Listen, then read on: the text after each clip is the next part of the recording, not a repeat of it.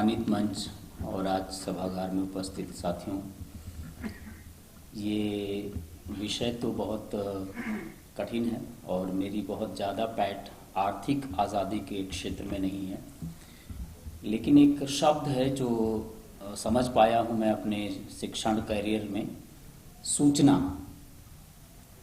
जितने पहले हमारे वक्ताओं ने बात रखी है अपनी, मुझे लगता है इसमें सबसे ज़रूरी चीज़ जो निकल के आई है वो है सूचना, जानकारी किसी चीज़ की। यहाँ अगर मैं उपस्थित हूँ तो मुझे कहीं न कहीं से सूचना मिली है, चाहे इस कार्यक्रम की हो, चाहे इसमें भागीदारी करने की हो, चाहे इस विषय के बारे में जानने की हो, मुझे सूचना मिली है तभी मैं यहाँ हूँ। सूचना ऐसी चीज़ है कि हम लोग अगर मैं महाविद्यालय में पढ़ाता हूँ, हमारे बहुत सारे आज दयाल सिंह कॉलेज के स्टूडेंट यहाँ आए हुए हैं।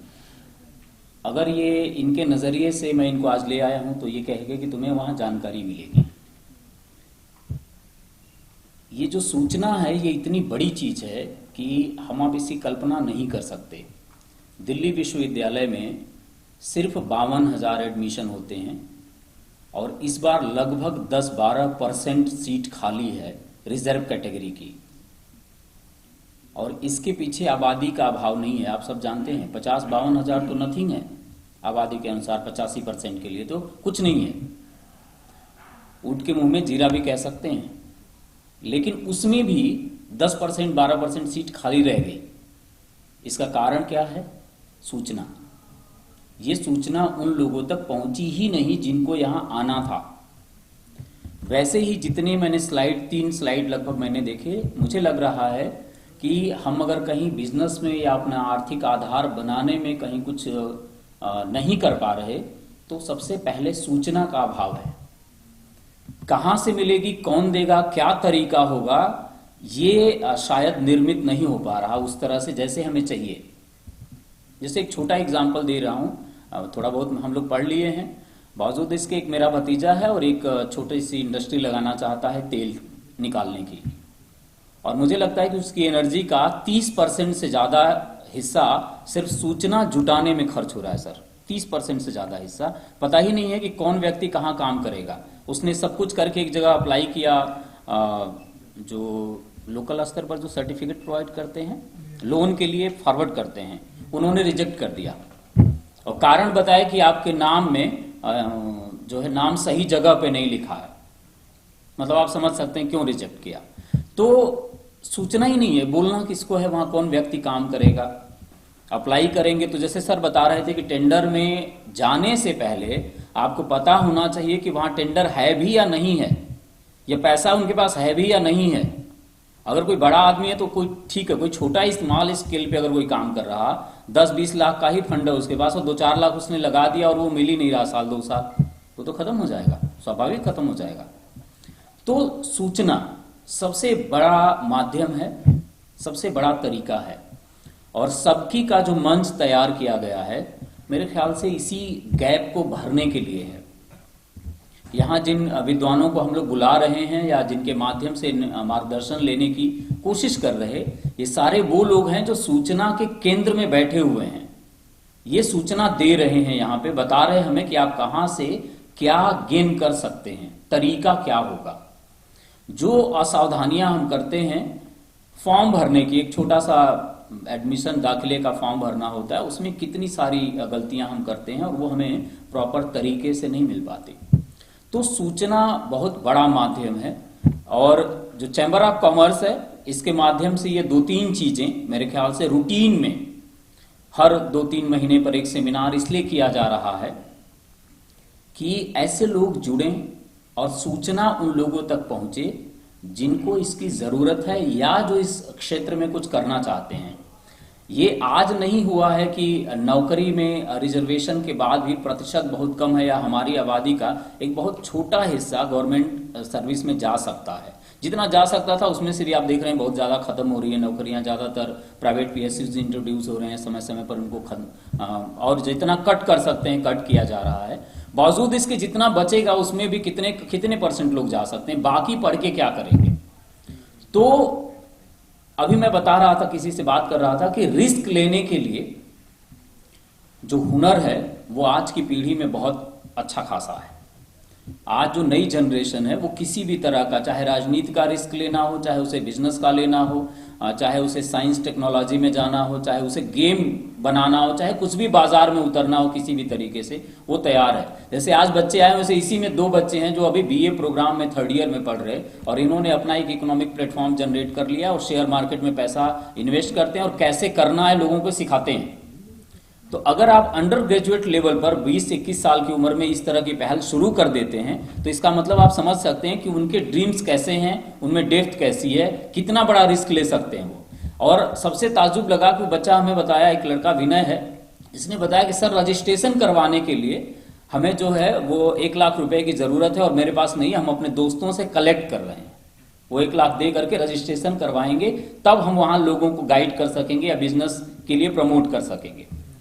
तो ये जो चीज है, इतना रिस्क लेने के लिए ये पीढ़ी तैयार है। समस्या यहां आती है कि सूचना कहां से मिलेगी कि कम से कम ऊर्जा में, कम से कम एनर्जी में वो ज्यादा से ज्यादा आउटपुट पा सकें। ये काम चैम्बर ऑफ कॉमर्स करने के लिए तैयार है। समृद्ध भारत चैम्बर ऑफ कॉमर्स का जो उद्देश्य है वो असली यही है कि जो काम करने वाले हैं और जो सूचना देने वाले हैं, उन दोनों को मिलाया जाए बेसिकली। और ये हमारे काम में, हमारे दिशा में या हमारे आगे बढ़ने में सबसे ज्यादा जरूरी चीज है। मैं अगर संस्थान में यहां बैठा हूं तो बहुत सारे काम ऐसे होते हैं अकादमिक दुनिया में जहां ये बताने की जरूरत नहीं, यहां बड़े बड़े लोग हैं, सब जानते हैं कि उन लोगों ने कब्जा करके रखा हुआ है। कोई नौकरी, कोई पोस्ट निकले उसके पहले जो डिजाइन करता है कि यहाँ ये पोस्ट जनरेट हुई है, वो एप्लीकेशन लेके खड़े रहते हैं कि यहाँ निकलने वाली है, हमें यहाँ लगवा देना है। सूचना जब तक प्रसारित हो उसके पहले वहां फिक्सेशन एक तरह से हो जाता है, चाहे सोर्स के बिहाफ पर हो चाहे अन्य माध्यमों से हो। तो ये जरूरी है कि हम इन जगहों को, इन लोगों को या उन लोगों को जो इस तरह के काम कर चुके हैं, उनके अनुभवों से हम अपने समय को, जो काम करने का समय है, उसे रिड्यूस करें।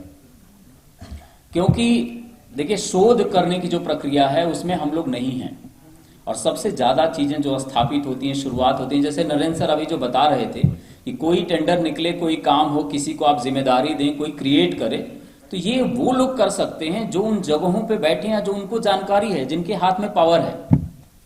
लेकिन हमारा जो बच्चा है, हमारा जो एंटरप्रेन्योरशिप करने वाला लड़का है, जो नई पीढ़ी का व्यक्ति आ रहा है, उसे पता ही नहीं है कि कहां से क्या चीज कब मिल रही है, और जब तक उसे पता चलती है स्कीम खत्म हो जाती है, या जब तक अप्लाई करता है तब तक पता चलता है कि फंड ही समाप्त हो गया, या आप बहुत देर से आए, अब अगले साल में आपको देखा जाएगा, तब तक वो उसकी आधे से ज्यादा ऊर्जा इसी भाग दौड़ में और इसी मेहनत में खत्म हो जाती है कि पता नहीं क्या होगा। 2-4-10 दिन इधर उधर करके मेहनत करके भागता हुए छोड़ देता है कि यार कुछ हो नहीं रहा और कुछ होना नहीं है, छोड़ो, कुछ और सोचते हैं।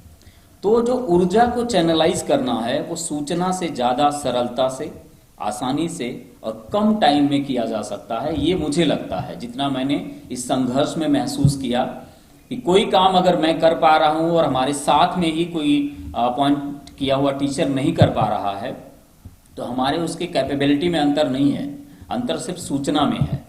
मुझ तक सूचना पहुंच गई, या मैं थोड़ा सोशल सर्कल में हूं तो मुझे पता चल गया और मैं एन के प्रकार लगा के अपना काम कर लिया, और उनको उसको नहीं मिला, वही काम उसे नहीं मिला, जबकि हो सकता है मुझसे ज्यादा योग्य होता हो या योग्य था, कर लेता हो, लेकिन उसको नहीं मिला।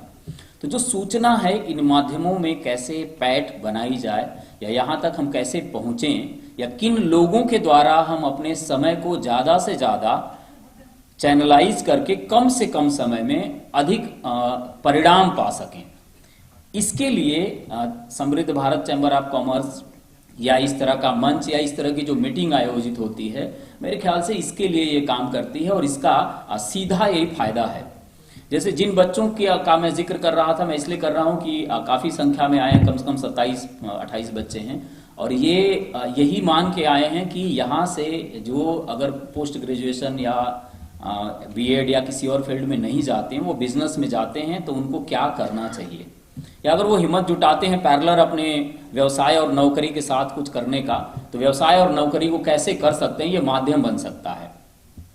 तो असली चीज जो सूचना है, इन सूचनाओं पर समय समय से काम करने की जरूरत है, और मुझे लगता है कि इसकी शुरुआत हमें संस्थानों से करनी पड़ेगी, चाहे वो गवर्नमेंट के पीएसयूज हों, चाहे भारत सरकार का कोई उपक्रम हो, छोटा मोटा प्राइवेट, गवर्नमेंट, सेमी गवर्नमेंट जो भी हो, या इंस्टीट्यूशन हो जो शिक्षा देते हैं। जैसे तकनीकी शिक्षा के लिए बहुत सारे संस्थान हैं जो सर लोग बता रहे थे अभी, लेकिन उन संस्थानों की सूचना ही बहुत लोगों तक नहीं पहुंचती है, या उन्हें पता ही नहीं है कि अगर मैं ट्रेनिंग लेने चाहता हूं तो कितना खर्च करना पड़ेगा, कितना समय देना होगा और कौन हमें टीच करेगा और इसके बाद हमें क्या परिणाम मिलेगा।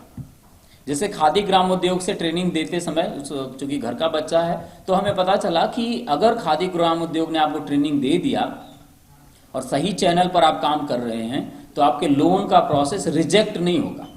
वो मिलेगा, बेशक 6-8 महीने बाद मिले, 6-8 महीना पहले मिल जाए, जरूर मिलेगा।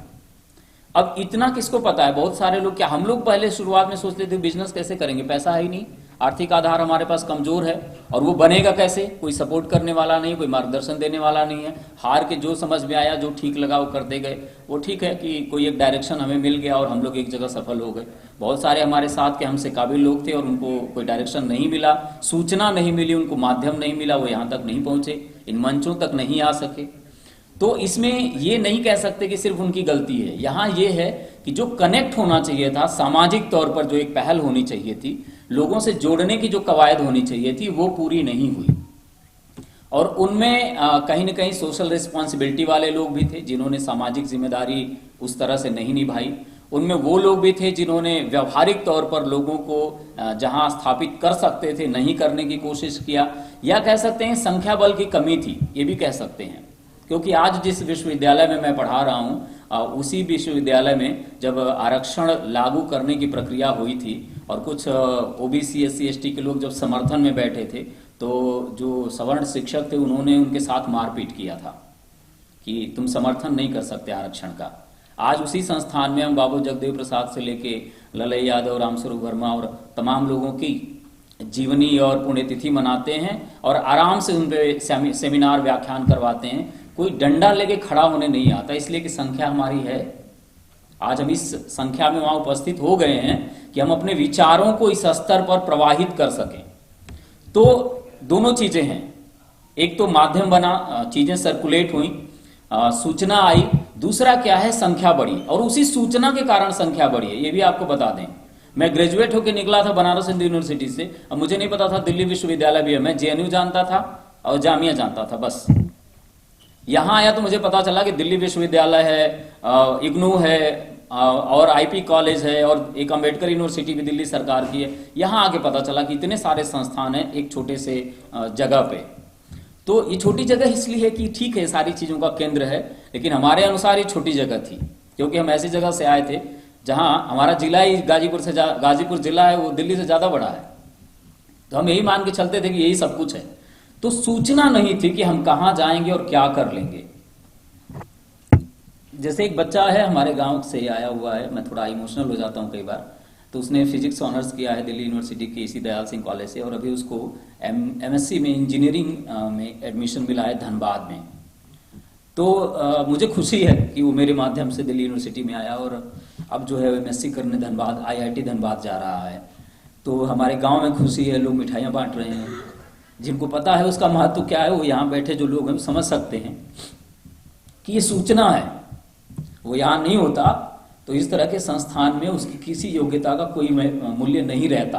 ये सूचना है कि वो वहां तक पहुंच गया। अब हो सकता है कि पे बैक टू सोसाइटी करे, आज आया हुआ है, वो काम कर रहा है यहाँ पे सॉरी। तो ऐसी जगहें हैं जहां से सूचनाएं प्रवाहित होती हैं, और ऐसे लोग हैं जो काम करने के लिए, रिस्क लेने के लिए, स्थापित करने के लिए, और एबिलिटी वाइज तो कोई कल्पना नहीं कर सकता। मैं पढ़ा रहा हूँ यहाँ पे, हमारे साथ के मेरी क्लास के पढ़ाए हुए यहाँ पे कम से कम 12-13 बच्चे हैं। इनका जो असाइनमेंट है वो किसी से भी बेहतर, इनसे बेहतर कोई नहीं बना सकता। ये मैं आपको दावे के साथ बता सकता हूँ जो क्वालिटी इनकी है।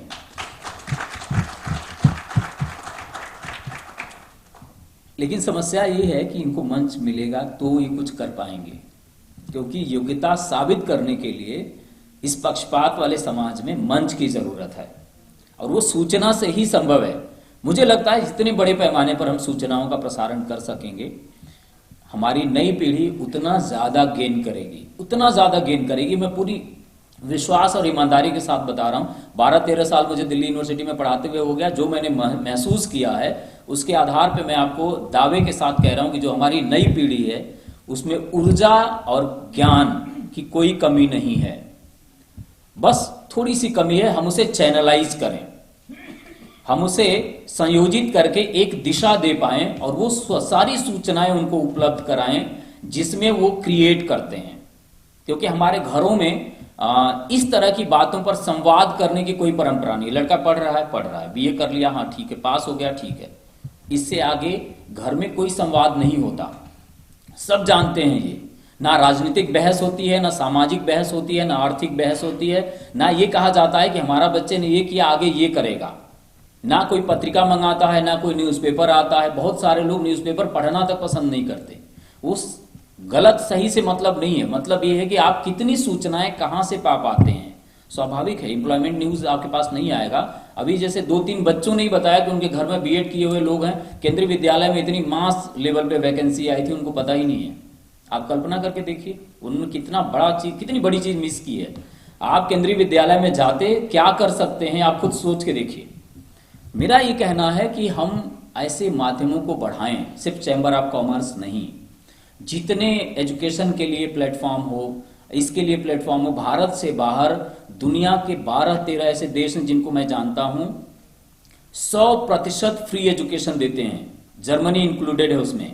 100% आप इंजीनियरिंग से लेके डॉक्टरी से लेके एमबीए से लेके लिटरेचर पर, आप अगर इवन आप मान लीजिए राजस्थानी भाषा में रिसर्च करना चाहते हैं जर्मनी जाके, आपको फुल स्कॉलरशिप है। लेकिन क्या किसी को पता है? कोई करना भी चाहे तो नहीं कर सकता, क्योंकि उसको लगता है कि राजस्थानी का क्या करना है, इससे कौन पूछेगा, इसका क्या होना है। वहां पे कल्चरल यूनिवर्सिटी है बकायदे, और पूरी दुनिया की भाषाओं को संरक्षित करने के लिए वो काम करते हैं यूनेस्को के साथ मिलकर।